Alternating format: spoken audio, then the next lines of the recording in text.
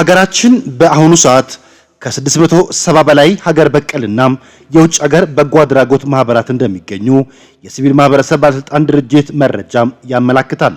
ኢትዮጵያ ውስጥ በመንቀሳቀስ አንጋፋ ከሚባሉ መንግስታዊ ያልሆኑ በጎ አድራጊ ድርጅቶች መካከል አንዱ የሆነው ሰዎች ለሰዎች ድርጅት ነው።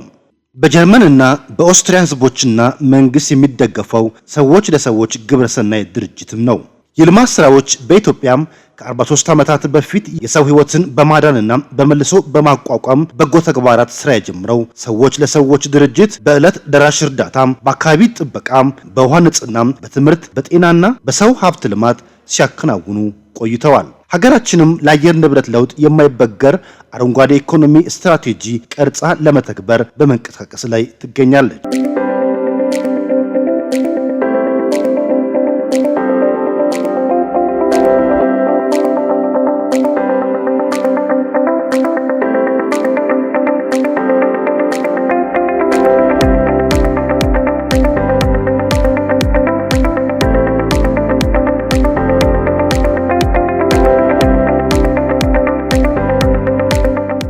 በዚህ መነሻም የሰዎች ለሰዎች በጎ አድራጎት ድርጅት የጉዳዩን አሳሳቢነት በዞኑ በሚገኙ አብዛኞቹ ወረዳዎች ላይ በአየር ንብረት ለውጥ የማይበገር የአረንጓዴ ኢኮኖሚ ግንባታን እውን ከማድረግ አኳያ ለአካባቢ ጥበቃና ደን ልማት ዘርፍ በሰጠው ልዩ ትኩረት ተስፋ ሰጪ ውጤቶች ተመዝግበዋል። የአካባቢ ብዝሃ ሕይወትና የደን ሀብት አያያዝ ልማትና አጠቃቀም ዘላቂ ልማትና ለድህነት ቅነሳ አስተዋጽኦ እንዲያደርግ ስርዓትን የማዘጋጀትና ተፈጻሚነትን የማረጋገጥ ምርምርና የአረንጓዴ ቴክኖሎጂ ሽግግርን የማስተባበር የማካሄድ ትምህርትና ግንዛቤን የማስፋፋት ለአየር ንብረት ለውጥ የማይበገር የአረንጓዴ ኢኮኖሚ ልማት ተግባርን የማስተባበር ሂደቶችን አቅም የመገንባት ስልጠናዎችን ይሰጣል።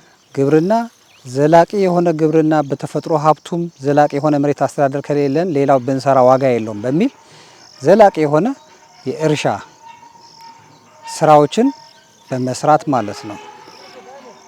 ይሄን ዘላቂ ስራውን እንግዲህ ከተፈጥሮ ደን ልማት ከሚለው እንክብካቤ ይጀምራል።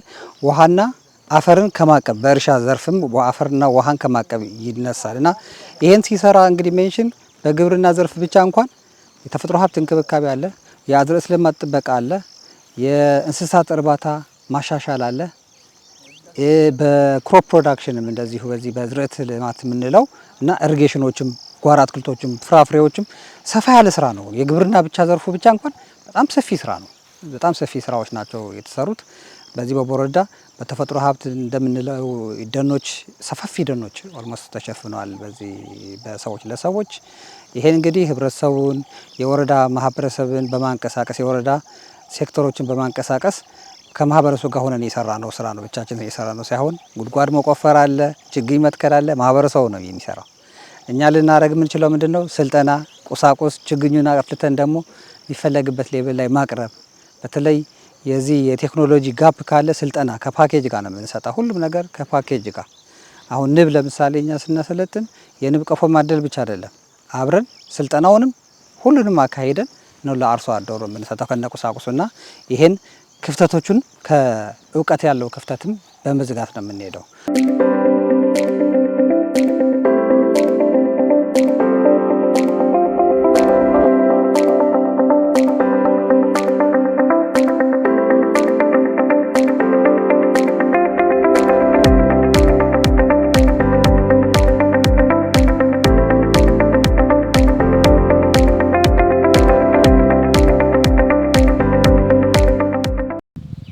ዋይታታ ህየሰታ ዳሮ ሜቶሰታ ሲማታ አጋ ድርጅተን ገለዳ ኬታ ኬጠናው ዳሮ ጊጌታስ ከዚህ ቀደም እጅግ ተቸግሬ ነበር የምኖረው። ወደዚህ ድርጅት ከገባው በኋላ ግን ባለ 28 ቅጠል የቆርቆሮ ቤት ሰርቻለሁ፣ በሬም ገዝቻለሁ። አሁን ደግሞ ሌላ ባለ 25 ቅጠል የቆርቆሮ ቤት ለመስራት ተዘጋጅቻለሁ። ግድግዳና ማገር እያሰባሰብኩ ነው። በግሌ የምለው ይህ ድርጅት ከመጣ በኋላ በእጅጉ ተጠቅመናል። ሀጋን ኦታዳ ኬታ ኬጣና ገው ሃላይታስ ጊግሳውታስ ያኔው ከሸው ድርጅቴ ከይፔ ሀጋ ዮሰፔ ማደት ዲዶሲ ገውጋ ተተባጋር ቆንጭሰስ ጨልቤ ችግኝ ጣቢያ የምናለማቸው እንትኖች የሁለት አይነት ናቸው። የቡናና የደን እንትኖች ናቸው።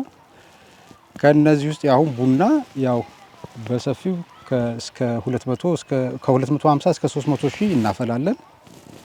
ይሄ ለአርሶ አደሩ በነፃ የሚታደል ነው። ደን እስከ 200 ሺህ ነው የምናፈላው። እሱም ለአርሶ አደሩ እንደገና የተቦረቦሩ መሬቶች እነዚህ የደን ክሎዥር ኤሪያ ወይም የደን ልማት የሚባሉ አካባቢዎች የሚተከሉ ናቸው። በዚህ መሰረት በዚህ በጨልቤ ችግኝ ጣቢያ በዚህ 3ኛ አመቱ ነው እንግዲህ ድርጅቱ እዚህ ቦታ ሲሰራ። ሰዎች ለሰዎች በጎ አድራጎት ድርጅት እንደ ሀገርም የሚስተዋለውን የትምህርት ስብራትን ለመጠገንም ለዘርፉ ልዩ ትኩረት በመስጠት እየሰራ ይገኛል። የትምህርት ተደራሽነትና ግብዓትን ከማሟላት አኳያም በድርጅቱ በኩል የተከናወኑ ስራዎች አበረታች ናቸው። ሌላው እንግዲህ ሁለተኛው ደግሞ በትምህርት ዘርፍ ነው። ትምህርት ዘርፍ እንግዲህ እንደምናየው አንዱ ኖሌጅ እንግዲህ ሰው ኖሌጅብል ሆኖ ካልወጣ ይሄ ግብርና የምንለው ሌላው የምንለው ሰው መስራት አንችልም እና አንዱ ትምህርት ቤት ማስፋፊያ ላይ ሰፋፊ ስራዎች ነው የሰራ ነው እና አንዱ ትምህርት ቤት አሁን በቅርብ አሁን ዘፋኖ የሰራ ነው አለ ያለቀ። ለቀጣይም አሁን ደግሞ በዚህ አመት አሁን ለምሳሌ ጀምረን የምንሰራው የቦረዳ ኤሌመንተሪ ስኩልም አለ። ቀጣዮችም የምንሰራቸው ትምህርት ቤቶች ይኖራሉ ማለት ነው። ትምህርት ቤት ስንሰራ እንግዲህ ዝም ብሎ አይደለም።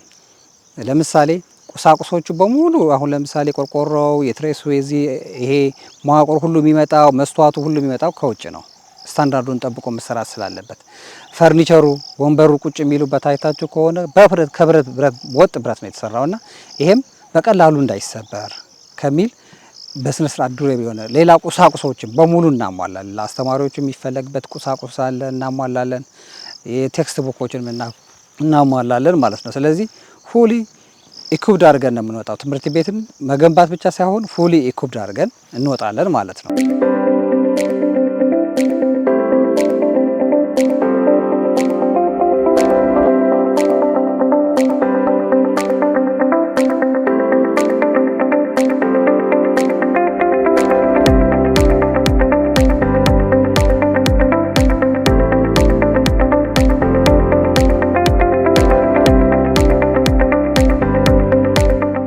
ስሜ ንጋቱ ጁካሎ ይባላል። የዘፓኖ ህዳሴ ሁለተኛ ደረጃ ትምህርት ቤት ዋና ርዕሰ መምህር ነኝ። ያው ትምህርት ቤቱ መጀመሪያ በ2010 ዓመተ ምህረት ነው የተቋቋመው። በህብረተሰብ ተሳትፎ ነው መጀመሪያ ይሄ ትምህርት ቤቱ ሲቋቋም ማለት ነው። በህብረተሰብ ተሳትፎ በአምስቱ ቀበሌ ህዝብ ነው። ከዛ በኋላ ቢያንስ እስከ 2016 ድረስ በህብረተሰብ ተሳትፎ ቤቱ ተሰርቶ ቢያንስ መጀመሪያ አካባቢ ላይ በሰባት መምህር ነው የተጀመረው። ከዛ እንትኑ ቤቱ በህብረተሰብ ተሳትፎ ነው የተሰራው። ማንም ሌላ አካል ድጋፍ ያደረገ አልነበረም። ከዛ ከአምስት ቀበሌ ብር ማወጮ ተሰብስቦ ነው የተሰራው። ሲሰራ ያው በጉልበትም በብርም በተለያዩ ነገሮች ሰዎቹ ሲያገዙ ያው በትምህርት ቤቱ እዚህ ተቋቁሞ ከዛ በኋላ ትምህርት ቤቱ እንትኑ አካባቢው ቆላ ከመሆኑ አንፃር ለተማሪዎች ምቹ አልነበረም። ያው ብዙ ችግሮች አሉ፣ ተግዳሮቶች አሉ። እንደ ቢያንስ የክፍል እጥበት አንዳንድ ከሰዓት ፈረቃ ላይ ለማስተማር ሁላ እየተቸገረን ነበርን። ከዛ በኋላ እንዳጋጣሚ ይሄ ሜንሽን ሰዎች ለሰዎች የሚባለው ድርጅት መጣና አጋጣሚ ፕሮጀክት እዚህ ትምህርት ቤት ለመግባት ቃል ገባ። ከዛ በኋላ ከዚህ በፊት ግን ተማሪዎች እዚህ ለመማር ፍላጎት አልነበራቸው። በቃ ወደ ሌላ ቦታ በመሸኛ ወደ ሌላ ቦታ ሲሄዱ አግሮባች ወረዳ ቢያንስ ወደ ሰለምበር ሲሄዱ ነበሩ በመሸኛ። ከዚህም ደግሞ ወደ ዘፊኔ ሲሄዱ ነበሩ። ለምን ቦታው ምቹ ስላይደለ አካባቢው ቆላማ ከመሆኑ አንፃር ቤቱ፣ መማሪያ ክፍሉ፣ ኢንፍራስትራክቸሩ፣ መቀመጫው፣ ወንበሩ፣ ሰሌዳው ይሄ ሁሉ ችግር ነበረ ከዚህ በፊት ባሮጌው ቤት ላይ ማለት ነው። ግን ይሄ ሰዎች ለሰዎች ድርጅት መጥቶ እንደዚህ የሚያምር ህንጻዎችን ሰርቶ አስተዳደር ህንጻ 1 የትምህርት መማሪያ ክፍል 3 ብሎክ ሰርቶ በአሁኑ ሰዓት እንደው ከበፊቱ ተማሪ ከ200 በላይ ጭማሪ አሳይቶ ነው ዘንድሮ የራሱን መማር ማስተማር ስራ የጀመረው። አሁን ለምሳሌ መጽሐፍ በተመለከተ መጽሐፍ ከዚህ በፊት እዚህ ትምህርት ቤት ላይ ጋይድ አልነበረም፣ ማጠቃሻ መጽሐፍ አልነበረም። ግን ዘንድሮ የትምህርት ቤቱ ከተመረቀ በኋላ ትምህርት ቤቱ እንደገና አዲስ ተከፍቶ ማለት ይቻላል። ለምን የአሮጌው ሁሉ ወደዚህ አላስገባንም። በአዲስ እንትን ነው ቤቱ አሁን ተሰርቶ ወደ መማር ማስተማር ስራ ጀመርነው። ከዛ በኋላ መጽሐፉ ለምሳሌ መጽሐፍ ከዚህ በፊት በጤናው ዘርፍ የላቀ ውጤት ለማስመዝገብ የህብረተሰቡን ተሳትፎ ለማሳደግ ብሎም ለማህበረሰቡ ሁለንተናዊ የሕክምና አገልግሎት እንዲያገኙ ሰዎች ለሰዎች በጎ አድራጎት ድርጅት ያከናወናቸው የሚገኙ ተግባራት ተስፋ ሰጪ ናቸው። በጤና ዘርፍም እንደምናየው ሰፋፊ የሆኑ ስራዎች ነው የምንሰራው። ከጤና ግንባታ ጀምሮ እስከ ቁሳቁስ ማሟላት ስልጠናዎች አሉ፣ ሰፋፊ ስልጠናዎች አሉ በዛ ውስጥ የሚካሄዱ፣ እሱንም እንሰራለን። ለምሳሌ በዚህ ዘንድሮ አመት እንኳን ጨለሻ የሚባል ጤና ጣቢያ አለ። ዘንድሮ አቅደ ነው ዘንድሮ አሁን በቅርቡ የምንጀምረው በቀጣይ ደግሞ የምንጨርሰው ሊሆን ይችላል ማለት ነው። ስለዚህ ቁሳቁሳችንን በማሟላት ጤና ጣቢያዎችን የተለያየ ጉለት ያለባቸው ቁሳቁስ እያሟላን የስልጠና ክፍተት ክህሎት ካላቸው እየረዳን ይሄን ሁሉ ሌላችሁም ትሬኒንጎች አሉ፣ ብዙ ስልጠናዎች አሉ የምንሰጣቸው። በተለይ አሁን በሰፊው እያየነ ያለው የማህፀን ውልቃት የማህፀን በር ውልቃት የሚባለውን እንደ ጋሞ ዞን ከቦረዳም ዘለን እንደ ጋሞ ዞን በጋሞ ዞን ሙሉ ያለው ችግር ነው እየፈታን ያለ ነው እና ከኛም ዘለን ከቦረዳ ወረዳ ሌሎች ወረዳዎች ምዕራብ አባያን ይዘን ወደዚህ ወደ ጨንቻ ዲታ አሁን ደግሞ ቁጫና ደላማሩን ይዘን በስፋት አሁን ልንሰራባቸው የምናስብ ለወደፊትም እንደ ጋሞ ዜሮ ለማድረግ የማህፀን ውልቃት የሚባል በሴቶች ላይ የሚደርስ ችግር እንዳይኖር ጥረት እያደረግን ያለ ነው። የማህፀን ውልቃት እንደ ካምፔን ነው። በቃ እንደ ጋሞ ዞን ያሉት የከተማም የገጠርም ወረዳዎች ችግር አለባችሁ የተባሉ ወረዳዎች እባካችሁ አሁንም ከአርባ ምንጭ ሆስፒታል ጋር ተባብረን ምንም ወጪ የሚያወጡት ነገር የላቸውም። እኛንን ወጪው የምንሸፍነው ትራንስፖርትም አስተማሚም ብዛ መጥቶ የምንሸፍነው እኛንን። በኢትዮጵያ 60 በመቶ የሚሆነው ህዝብ የንጹህ መጠጥ ውሃ በአቅራቢያው አያገኝም ሲል ወተር ኤድ የተባለ ድርጅት ይፋ አድርጓል። ከንጹህ መጠጥ ውሃ እጥረት ጋር በተያያዘም በዓለም ላይ በ2 ሰከንድ አንድ ህጻን ለህልፈት እንደሚዳረግም መረጃው ያሳያል። ይሁን እንጂ ይህንን ችግር መቅረፍ ለመንግስት ብቻ የሚተው ተግባር እንዳልሆነ በመረዳት ሰዎች ለሰዎች በጎ አድራጎት ድርጅት ችግሩን ለመቅረፍ ከመንግስት ጎን በመቆም ሰፊ ስራዎችን ያከናወነ ይገኛል። ሌላው ዘርፍ ደግሞ የውሃ ዘርፍ ነው። የውሃ ዘርፍ እንግዲህ ውሃ ንጹህ ውሃ በአግባቡ ካልጠጣን ቀጣዩ ተያያዥነት ስላለው ወደ ጤናው ነው የምንሄደው። የጤናን በርደንን ለመቀነስ የግዴታ ንጹህ ውሃ ማቅረብ አለብን። ስለዚህ ንጹህ ውሃ ለማቅረብ በተለያየ መንገድ ምንጮቹን እናጎለብታለን፣ ንጹህ ውሃ አርሶ አደሮች እንዲያገኙ። ሌላም አሉ፣ ሻለዌል እንሰራለን። በጉድጓድ ቁፋሮ ሻለዌል በማሽን ቆፍረን እንሰጣለን አገልግሎት። አሁን በቅርቡ ደግሞ ለምሳሌ የምንሰራው 3 ከተማዎችን የሚያገናኝ የዲፒዌል ውሃ ዲፒዌል ቆፍረን ከተማዎችን በውሃ በፓይፕ በስነ ስርዓት ለማገናኘት ሀሳብ አለን። ስለዚህ ሰፋፊ ስራዎችም እዚህ ዋሽ ላይ ስልጠናም አተካቶ ቁሳቁሶችን ማሟላት አካቶ እንሰራለን ማለት ነው። ድርጅቱ በግብርናው ዘርፍም ዘላቂ የሆነ የእርሻ ስራዎችን ከመስራት ባሻገር ከተፈጥሮ ደን ልማት፣ ውሃና አፈርን የማከም ተግባራትን ያከናውናል።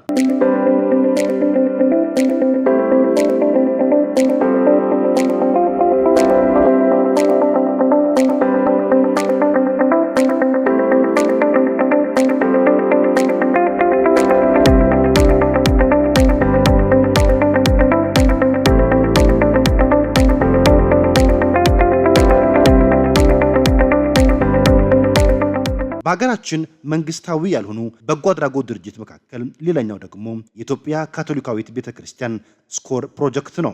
ይህም ፕሮጀክት በካቶሊክ ቤተክርስቲያን ውስጥ የተመሰረተ የመንፈስ አባቶች ማህበር የልማት ክንድ ነው። ማህበሩ በዓለም አቀፍ ደረጃ የ300 ዓመታት የአገልግሎት ታሪክ ያለው ሲሆን በኢትዮጵያ ደግሞ ከ1972 ዓ.ም ጀምሮ ሰዎች ለሰዎች ሁለንተናዊ ለውጥና እድገት አስተዋጽኦ ሲያደርግ ቆይቷል። ፕሮጀክቱ የህብረተሰቡ ተጠቃሚ የሚያደርጉ የተለያዩ ልማታዊ ፕሮጀክቶችን በመቅረጽ ክፍተቶችን በመለየት እንዲሁም ክፍተቶችን በመሙላትም ችግሮችን በመቅረፍ ረገድም ጉልህ ሚና ተጫውቷል። ባለፉት ዓመታት በጋሞ ደቡብ ኦሞና ቦረና ዞኖች በ9 ፕሮጀክቶች በመሰረታዊ የጤና አገልግሎትና የተቋማት ግንባታ፣ በአዋሽ ፕሮጀክት የመንገድ መሰረተ ልማት ቅም ግንባታ፣ በትምህርት የምግብ ዋስትናን የማረጋገጥና የሰብአዊ ድጋፍ አድርጓል።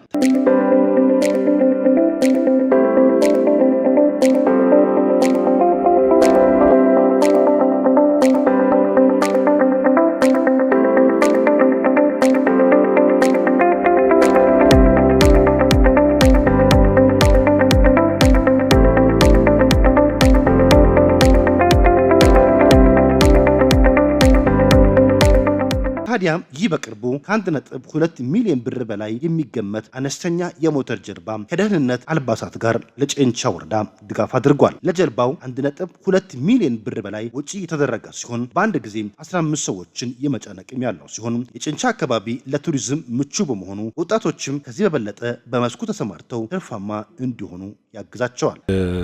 አነስተኛ ሞተራይዝድ ጀልባ ርክብክብና የገበያ ትስስርን ከማድረግ አንጻር ከባለድርሻ አካላት ጋር ተገኝተን ነው። በዚህ አጋጣሚ ያው እዚህ አካባቢ ቦታውን አውቀዋለሁ።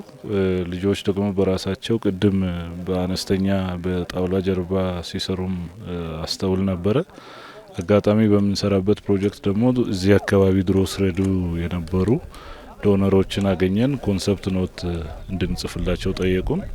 ስለዚህ መጀመሪያ ወተን አሰስመንት መስራት ነበረብንና ስናይ ልጆቹ ጠንካራም የራሳቸው የሆነ ራዕይ እንዳላቸው ስናገኝ የሚፈልጉትን ነገር ጠየቅን። ያው በፕሮጀክቱ አቅም በፈቀደ ልክ ሞተራይዝድ ጀልባውን ከነ ሴፍቲ ጃኬት ስልጠናውን ለመስጠት ችለናል ማለት ነው። ማህበሩ በ2005 ዓ.ም የተመሰረተ ሲሆን በአሁኑ ሰዓት 53 አባላት በማህበሩ በመታቀፍ በበሬ ድለባ፣ በጓሮ አትክልትና በቱሪዝም ዘርፍ ላይ ተሰማርቶ እየሰሩ ይገኛሉ። የማህበሩ አባላት ከዚህ ቀደም ሲል የጀልባ አገልግሎት ለመስጠት ፍላጎት ቢኖራቸውም በጀልባ እጥረት ምክንያት ምኞታቸው ባይሳካም አሁን ግን እውን ሆኖ በማግኘታቸው በተደረገላቸው ድጋፍም በእጅጉ ተደስተዋል።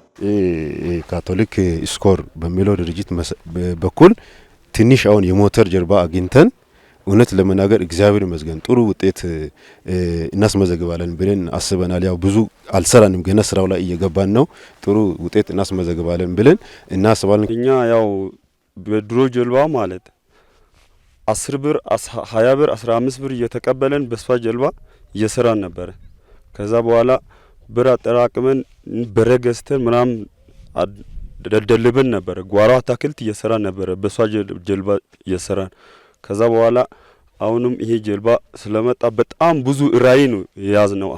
አሁን ይሄ ድርጅት በጣም ደስ የሚለው 2005 ጀምሮ እስከ ዛሬ ስልጠና ነገር እየሰጠን የለም። በራሳችን ጭንቅላት ነው የምንሰራው። አሁን ግን ይሄ ድርጅት ሲመጣ መጀመሪያ ስልጠና ሰጥቶ ነው ጀምር ነው። ምክንያቱም ማህበሩ እንዴት መሄድ እንዳለበት፣ ማህበሩ ምን ማድረግ እንዳለበት፣ አሁን ይሄንን ጀልባ ከሰጠን ምን መሆን እንዳለበት ስልጠና ጋር ነው ላሉት ለአጠቃላይ ሰጥቶ ነው የጀመረው። በዛሬው ቅኝታችን ሌላው ልናስቃኛችሁ የወደድነው የበጎ አድራጊ ድርጅቶች መካከል የቪታ ድርጅት አንዱ ነው። ፕሮጀክቱ በሀገራችን ኢትዮጵያ ለአውሮፓውያን አቆጣጠር በ2005 ዓ.ም በአርባ ምንጭ ከተማ የተጀመረ ሲሆን አሁን ላይም 20 ዓመታትን አስቆጥሯል። ባለፉት 20 ዓመታት በርካታ ስራዎችን ሰርቷል። ከፍተኛ ሀብትም ወደ አካባቢው ማምጣት ችሏል። በተለይም በኑሮ ማሻሻያና በኑሮ ዋስትና ፕሮግራሞች ላይ በደጋማ አካባቢ የሚኖሩ አርሶ አደሮችም በስፋት ሲደግፍ ቆይቷል።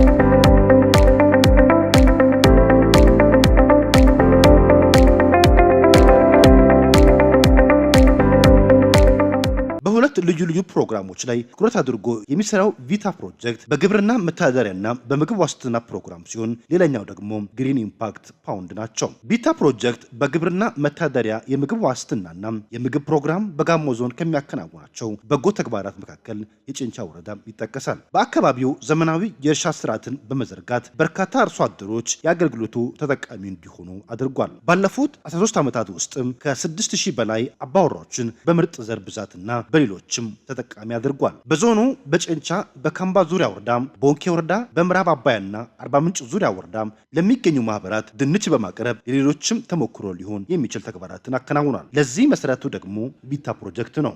ቪታ ጄኔራሊ ሁለት ትልልቅ ዘርፎች አሉት።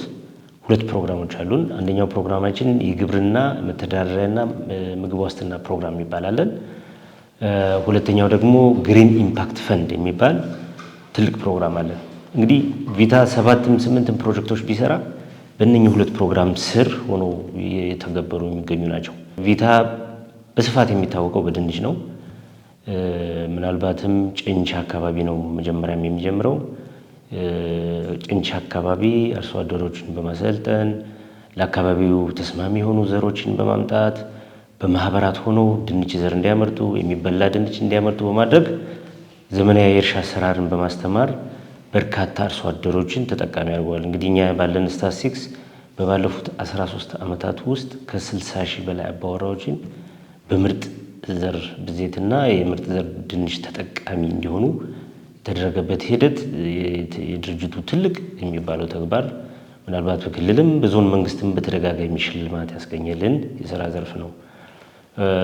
ዛሬ ላይ ጋሞ ዞን ውስጥ በጨንቻ፣ ቦንኬ፣ ካምባ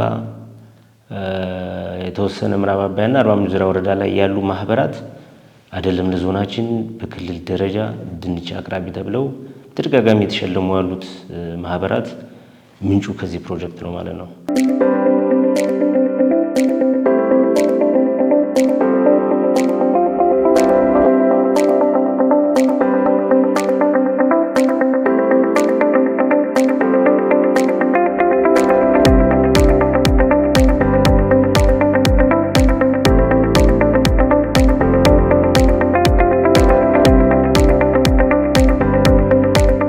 ፕሮጀክቱ የፍራፍሬ ምርቶች ላይ በሽታን ከመከላከልና ከመቆጣጠር አኳያ ብሎም የገበያ ትስስርን በመፍጠርም ጉልህ ሚና ተጫውቷል። ሌላ በማንጎ እሴት ሰንሰለት ላይ ብዙ ስራዎች ሰርተዋል። ማንጎ ላይ እንግዲህ እኛ አካባቢ የነበረው ማንጎ ትልቁ ችግር ምንድነው? በሽታ በጣም ከፍተኛ የሆነ በሽታ ነበር።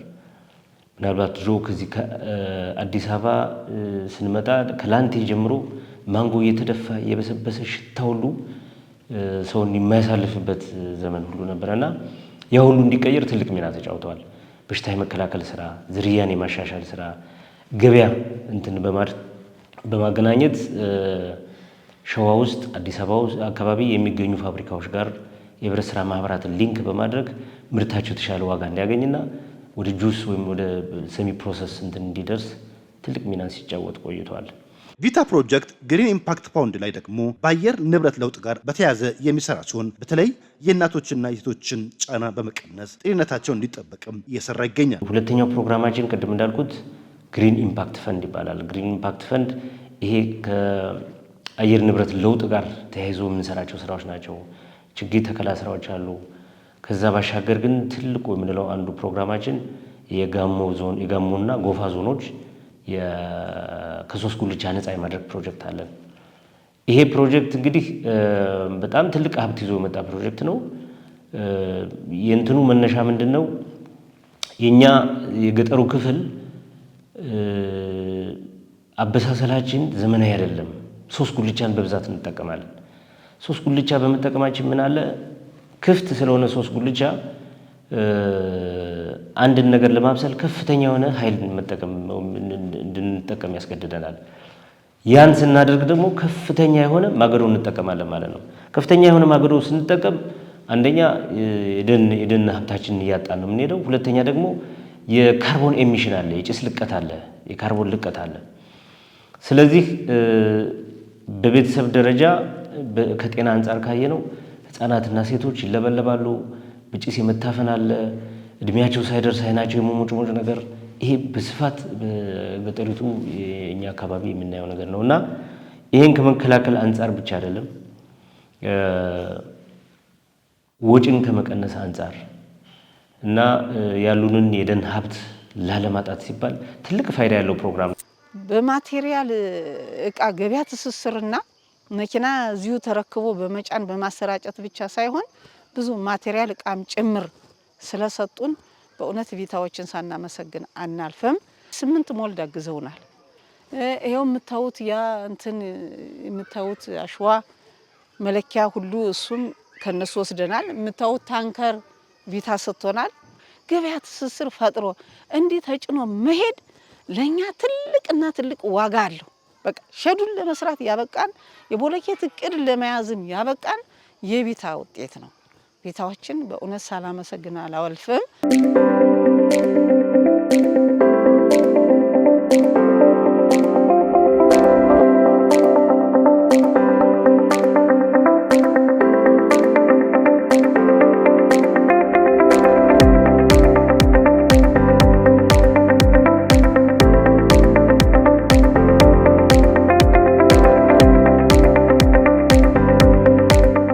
በዞኑ በበጎ አድራጎት ዘርፍ ከተሰማሩ ድርጅቶች መካከል ፋን ኢትዮጵያ ተጠቃሽ ነው። በሴቶች ላይ ልዩ ትኩረት በመስጠት ሴቶች በኢኮኖሚ ራሳቸውን እንዲችሉ የማድረግ ዓላማን አንግቦ እየሰራ ይገኛል። ድርጅቱ ጥጥ ፈታይ፣ አምራችና ዘር የሚያዘጋጁ ሴቶችን በማደራጀት የራሳቸውን ገቢ እንዲያገኙ እየረዳቸውም ይገኛል። ፕሮጀክቱ በተለይ ለሴቶች የገበያ ትስስር በሀገር ውስጥና በውጭ ሀገርን በመፍጠር ድጋፍ እያደረገ ይገኛል። ሴቶችን አሳታፊ ያደረገ ሴቶችን የማብቃት ስራ ከወንዶች ከባሎች ጥገኛ ከመሆን ይልቅ ራሳቸውን ችሎ ገቢም በማሳደግ ራሳቸውን ህይወታቸውን የሚመሩበት መንገድ ከነሱ ጋር በመወያየት ሀሳብ ተለዋውጠን በምን ስራ ብትሰማሩ ውጤታማ ትሆናላችሁ፣ ምንድነው ምን ብትሰሩ አዋጭ ነገር ታገኛላችሁ የሚለው ነገር ተወያየን። እነሱ አንደኛ አካባቢያችን በሽመና ምርት የታወቀ ነው። በቂ የጥጥ ምርት አለን። አካባቢው ደግሞ በስፋት የሚታወቀው የሽመና ስራ ሸማኖችም ስለሆኑ ያመርታሉ፣ ጋቢ ያመርታሉ፣ ቡልኮ ያመርታሉ። በዚህ እኛ ደግሞ ሴቶቹ በጥጥ ፈታይና በመፍተል ማግን በመሸጥ የተካኑ ልምድ አላቸው። ያን በማስተሳሰር ገቢያቸውን በማሳደግ ራሳቸው እንዲችሉ ከቤተሰብ ጥገኛ ላይ ራሳቸውን ችሎ የሚያስፈልጉ ራሳቸው ችሎ እንዲያንቀሳቅሱ ተወያየን። በዛ መነሻ ወደ ስራ ተገባ እና መነሻ የሆነ ዘንድ ምን ድጋፍ ብናደርግ ይሻላል የሚለው ነገር ተወያየን። ጥጥ እንገዛለን። መነሻ የሚሆን 1 ኩንታል ጥጥ በወቅቱ ዋጋ 400 ነበር። ራሳቸው እንዲገዙ ፕሮጀክቱን ለማየት 400 ሰጠ። በዛ 400 በወቅቱ በነበረው 1 ኩንታል ገዙ። በእጅ መፍተል ጀመሩ። መነሻቸው በእጅ በመፍተል እና በእጅ በሚሰራው ስራ ማግ ያመረቱ ደግሞ ሌላው ደግሞ ፍሬ ለዘር አገልግሎት የሚሆን በጎን ያን ሸጦ እያገኙ በማግና በማግ የሚገኘው ምርት ደግሞ ማግ ጋቢ በመስራት ቡልኮ በመስራት ገቢ እንዲያገኙ ተደረገ። ሙከራ አየ ነው። ገቢ ማግኘታቸውን ጀመሩ። ውጤቱን አዩ። እንደገና በሁለተኛ ዓመት ላይ 2 ኩንታል ተጨማሪ ገዝተን ሰጠንላቸው። ያን ከአርባ ምንጭ ዙሪያ ከሸለሜላ ማህበር ድርጅቱ 2 ኩንታል ጥጥ ገዝቶ አምጥቶ ለነሱ ሰጠ። ያኛንም ሁለተኛ አሁንም አምርቶ የተለያዩ ምርቶችን በማምረት ገቢያቸውን ማሳደግ ጨመሩ።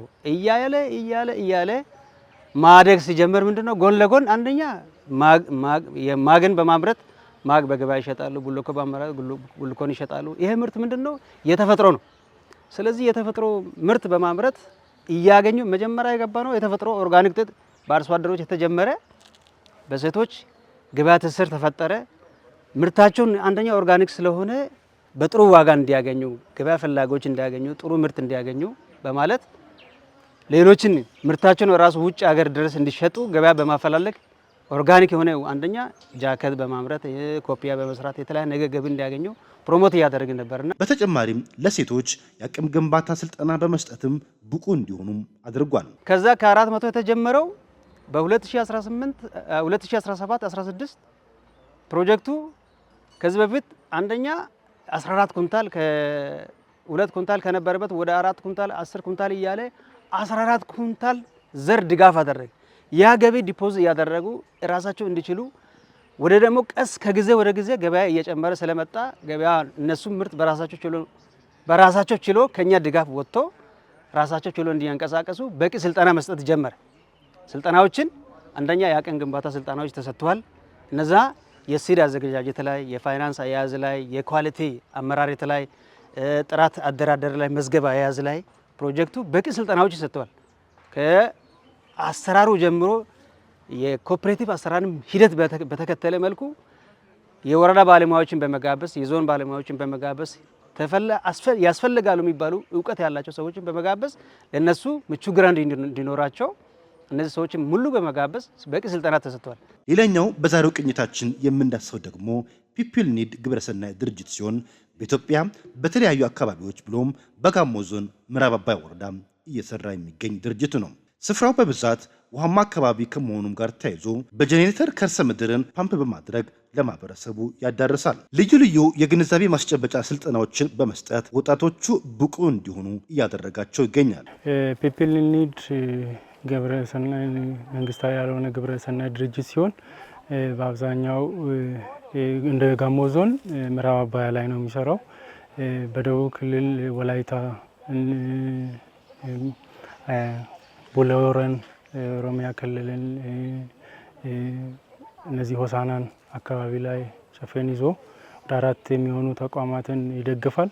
ከዛም አንዱ የኛ ተቋም ነው።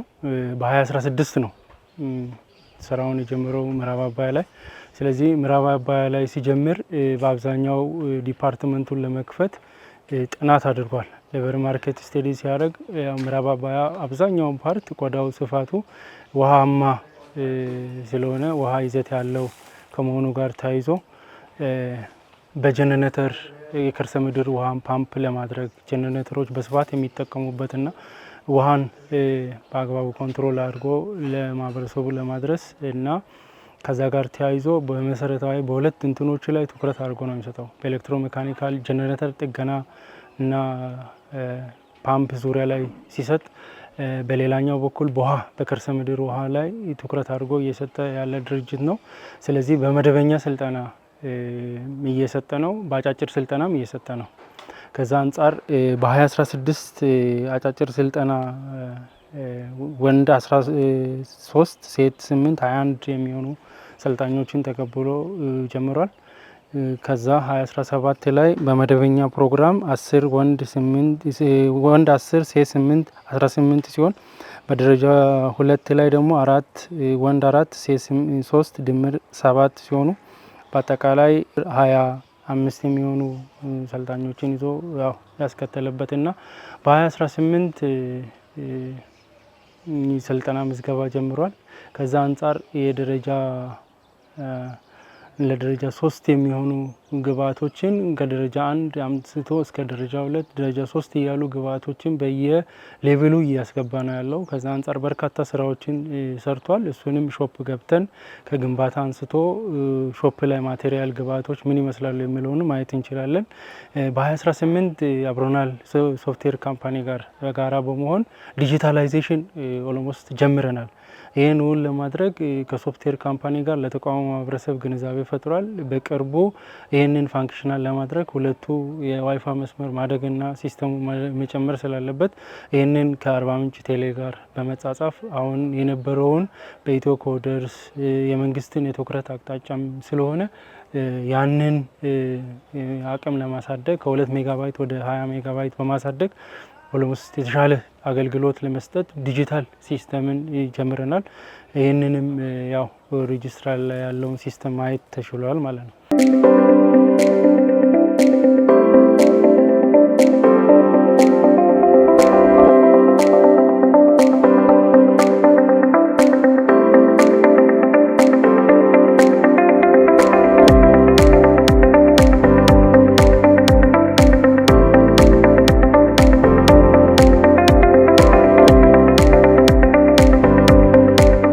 በዞኑ በተለያዩ የስራ ዘርፎች ተሰማርተው የሚንቀሳቀሱ 31 ግብረሰናይ ድርጅቶች 50 የሚጠጉ ፕሮጀክቶችን ነድፈው የህብረተሰቡን ችግር ለመፍታትና ሁለንተናዊ ብልጽግናን ለማረጋገጥ በሚደረገው ጥረት ከመንግስት ጋር በመቀናጀት እየሰሩ ይገኛሉ። በዞናችን እንግዲህ በተለያዩ ስራ መስኮች የሚንቀሳቀሱ የሲቪክ ማህበራትና ድርጅቶች አሉ። እነዚህ ድርጅቶች ዋና ዓላማ በተለያዩ በልማት መስኮች በመሳተፍ የልማት ክፍተቶችን በመለየት ከመንግስት ጋር በቅንጅትና በትብብር መስራት ነው።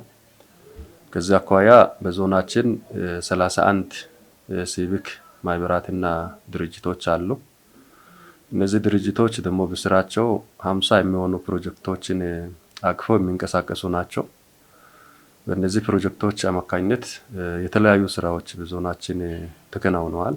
በዞኑ ያሉ ግብረሰናይ ድርጅቶች በትምህርት ዘርፍም ትምህርት ቤቶችን በመገንባት የውስጥ ቁሳቁሶችን በማሟላት የትምህርት ጥራትን ለማረጋገጥ በሚደረገው ጥረት የበኩላቸውን አስተዋጽኦ ተወጥተዋል። በትምህርቱ ዘርፍ እንግዲህ ማይምነትን ለማስወገድ የሚደረገውን ጥረት የሚደግፉ ስራዎችን የሰሩ ናቸው። በአንድ በኩል የትምህርት ቤቶችን ገንብቶ የተመቻቸ ትምህርት ቤት ኖሮ ህጻናት እንዲማሩ ትምህርታቸውን እንዲከታተሉ የማድረግ ስራዎችን የሰሩ ናቸው። ለአብነት ትልቅ ህንፃ ገንብቶ ያስረክባሉ።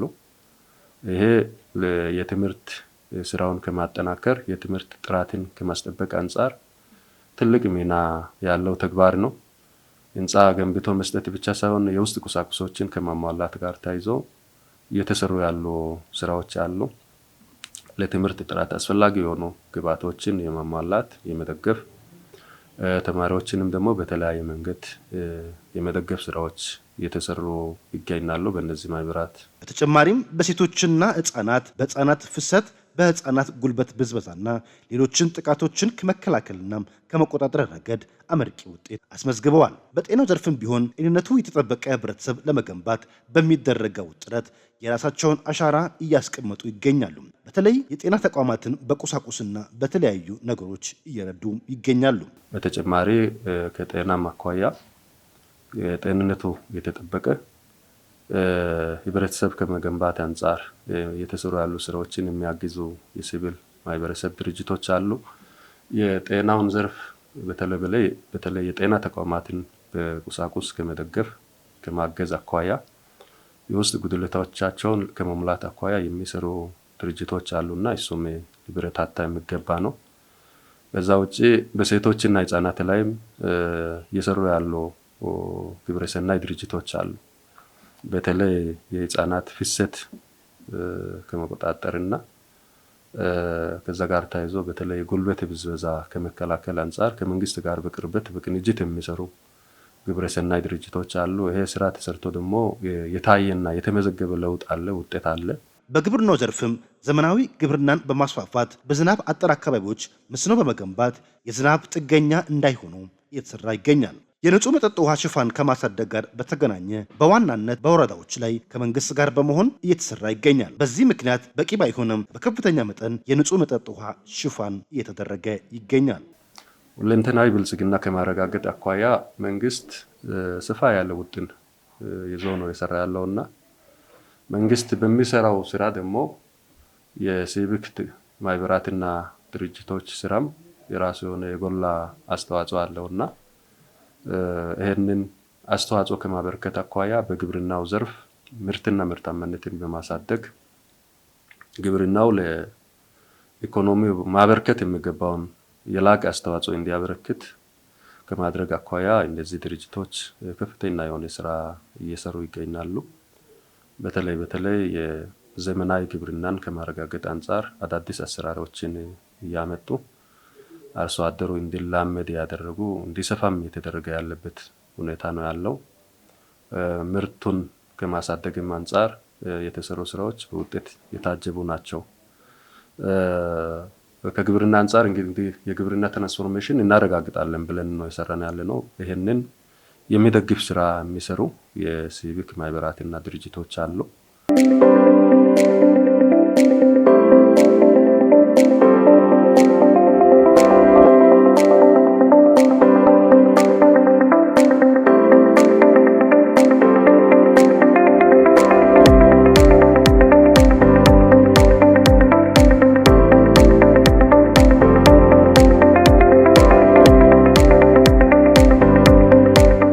እንደኛ ዞን ሲቪል ማህበረሰብ ድርጅቶች በርካታ ስራዎችን እየሰሩ ናቸው። ሲቪል ማህበረሰብ ድርጅቶች ለመንግስት አጋር ናቸው። ለህብረተሰቦቹ ደግሞ ዋልታ ናቸው። ለሀገር እንደሚሰሶ የሚታዩ ናቸው። እነዚህ ሲቪል ማህበረሰብ ድርጅቶች ካላቸው ኢኮኖሚያዊ አስተዋጽኦ፣ ማህበራዊ አስተዋጽኦ ካላቸው ጠቀሜታ አንጻር በዞናችን በርካታ የልማት ስራዎችን እየሰሩ ናቸው። የአቅም ግንባታ ስልጠናዎችን ለባለሙያም ለአመራሩ ከዛም ለህብረተሰቡ ስልጠናት ሰርተዋል። ከውሃ አንጻር የተለያዩ የውሃ ተቋማት ገንብተዋል። የተለያዩ የተበላሹ ውሃ ተቋማት ይጠግነዋል። አዳዲስ ቁፋሮ ሰርተዋል። የተለያዩ ስልጠናዎችን ለማህበራት በተለይ ለዋሽኮ የተለያዩ ስልጠናዎችን በመስጠት የአቅም ግንባታ ስራ ሰርተዋል ማለት ይቻላል። ሌላው ከትምህርት አኳያ የተለያዩ የትምህርት ተቋማትን ገንብተዋል። ተጨማሪ መማሪያ ክፍሎችን፣ ሽንት ቤቶችን እንደገና ደግሞ ለመምህራንም ለተማሪዎችም የተለያዩ ስልጠናዎችን በመስጠት የተለያየ አስተዋጽኦ አድርገዋል። ከተፈጥሮ አኳያ ተፈጥሮ ደን በተለይ እንዲጨምር የተለያዩ የደን ችግኞችን የማፍላት የማሰራጨት እንዲተክሉ የማድረግ የማንከባከቡ ስራ በዞናችን ሰርተዋል ማለት ይቻላል። በተከታታይ ባለው በ5 ዓመት ስናይ ከ1.4 ቢሊዮን በላይ ሀብት ያፈሰሱ እየሰሩ ይገኛሉ። በዚህም ደግሞ ከ1.3 ሚሊዮን በላይ የህብረተሰብ ክፍሎችን ተጠቃሚ እያደረጉ ናቸው። በአጠቃላይ እያደረጉ ያሉ አስተዋጽኦች ጠቀሜታ እንደ ዞን በቀላሉ የምታይ አይደለምና ትልቅ ሚና እየተጫወቱ ይገኛሉ ማለት ይችላሉ። አመሰግናለሁ።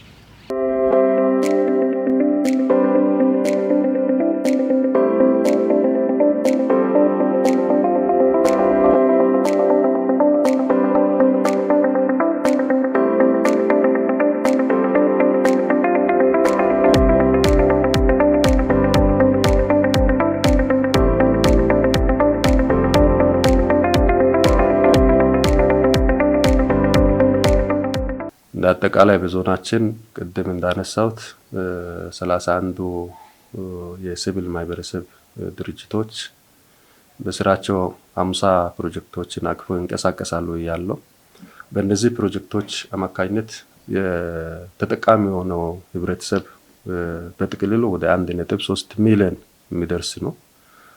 እነዚህ የህብረተሰብ ክፍሎች እንግዲህ በተለያዩ ስራ መስኮች ተጠቃሚ የሆኑ ናቸው። ከዚህ ጋርም ታይዞ የስራ እድል ከመፍጠር ህብረተሰቡን ተጠቃሚ ከማድረግ ጋር ታይዞ እጅግ የሚያስመሰግኑ ስራዎች ተከናውነዋል። ተያይዞም እንግዲህ ይሄ ስራ ሲሰራ እንግዲህ ሀብት ይፈሶበታል። ቀላል የማይባል ካፒታል የፈሰሰበት ዘርፍ ነው። 1.4 ቢሊዮን ካፒታል በተለያዩ ጊዜያት እስካሁን ድረስ ባለው ሂደት በስራ ላይ ውሏል። ይሄ ካፒታል በስራ ላይ ሲውል ቅድም በተጠቃቀሱ የስራ መስኮች ላይ ለውጥ ውጤት ያስመዘገበ መሆኑን ለማንሳት ነው። ይሄንን የሲቪል ማህበረሰብ ድርጅቶችና ማህበራት አጠናክረው የሚቀጥሉበትን አሰራር ያጠናከርን የምንሄድበት ሁኔታ ነው ያለው። ከመንግስት ጋር በቅርበት በቅንጅት የሚሰሩበት አሰራር ስርዓት ተዘርግቷል። ጋይድላይን አለ፣ አዋጅ አለ። ይህንን አዋጅ ተከትሎ የሚሰሩበት ሁኔታ ተፈጥሮ በቅርበት እንደ ዞን ፋይናንስ መምሪያ ክትትልም የተደረገ ግምገማም የተደረገ ግብር መልሶችም ጭምር የተሰጡ የተመራ ያለበት ሁኔታ ነው ያለው። ከዚህ አንጻር ተቀራርበን እየሰራን እንገኛለን። ቀጣይ ካለን ተልዕኮ አንጻር እነዚህን ቀረብ አድርገን ከነሱ ጋር እየሰራን የአገራችን የክልላችን ብሎም የዞናችን ብልጽግና ይሁን የምናደርግበትን አቅጣጫ እንከተላለን። አመሰግናለሁ።